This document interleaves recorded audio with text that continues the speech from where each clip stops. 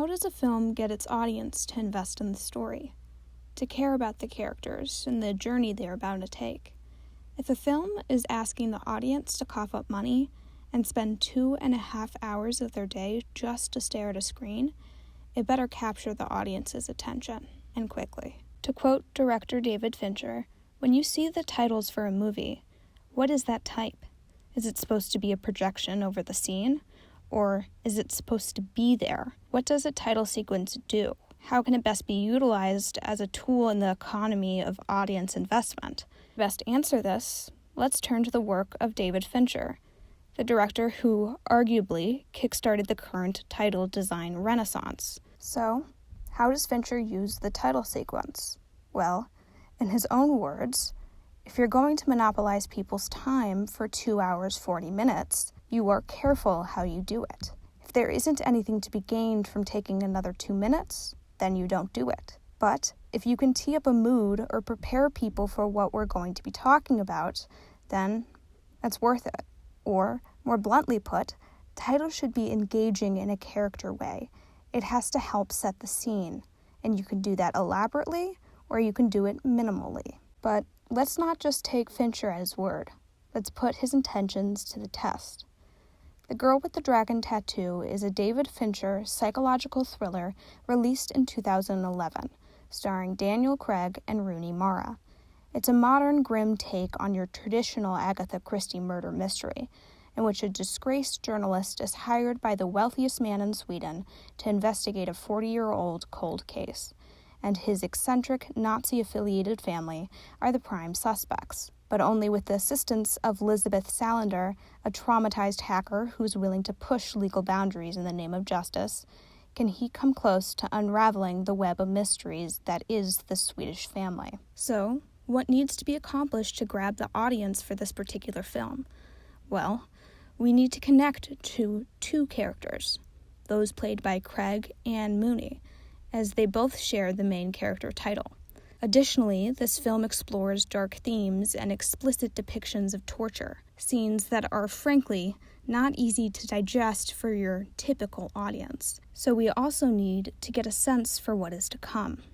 The squirmy feeling of uneasiness better be set up quick. Let's see how Fincher sets up his characters and the feeling with the titles in The Girl with the Dragon Tattoo. A quick caveat, although I frame the title sequence as Fincher's work, like all other elements of filmmaking, it's a team effort. In fact, The Girl with the Dragon Tattoo's title sequence specifically is created entirely from CGI and is not a part of the original script. This title was created by Blur Studios, who specializes in video game graphics, helmed by the creative director and editor Tim Miller. Yes, that Tim Miller. From a blank canvas, Fincher, Miller, and Blur Studios were able to create a high-octane title sequence, chock full of metaphors, that sets the stage for the dark, heart-racing mystery to follow, and provides intrigue through a peek into the psyche of a complex character. The title sequence appears a minute into the film's runtime, after a brief prelude of two unknown characters having a phone call. The heavy rhythm of the cover to Led Zeppelin's Immigrant Song comes blaring in, leaving barely any time for the audience to ponder the meaning of the phone call. After the dark, inescapable nightmare of a title sequence comes to an end, we are introduced to one of our main characters, the journalist played by Daniel Craig. Do we know why he is in a courthouse, being hounded by reporters? No. That is for the audience to figure out in due time. The title sequence's abrupt placement within the structure creates a disorienting feeling, a sense of disorientation that adds to a story that throws the audience into the middle of the action, leaving us to figure out the pieces to the puzzle as the narrative progresses.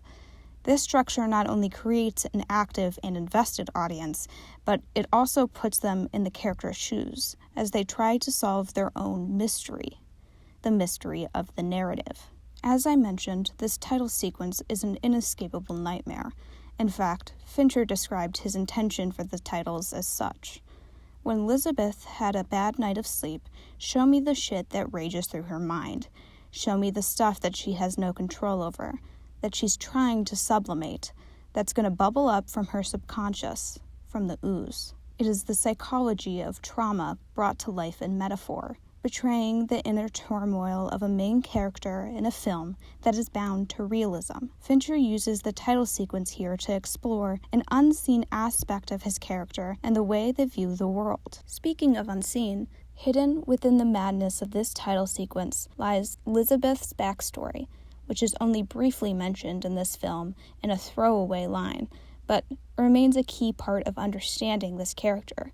I'm referring to the witnessing of domestic violence and Elizabeth's subsequent burning of her father in retaliation and protection of her mother. As a film adaptation, and an adaptation of a source material that has already been adapted, Fincher and his team were facing an uphill battle from the start. The use of homages in the title sequence helps to pay respect to the original renditions and reward avid fans. And for new and old fans alike, Fincher throws in a lovely bit of foreshadowing for good measure. I don't want to get into too much detail on how the title foreshadows, because I don't want to spoil anything for those of you who have not seen the film.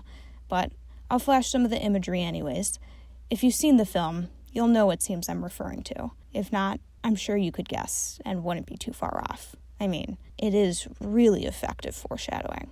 David Fincher's experience in music videos gives him an edge in understanding how to create and utilize short sequences that pack a lot of metaphorical meaning. He has used this edge throughout his film career to direct incredibly talented editors in the implementation of smart title design to economically provide characterization and set a pace and tone. And this is definitely no exception for The Girl with the Dragon Tattoo.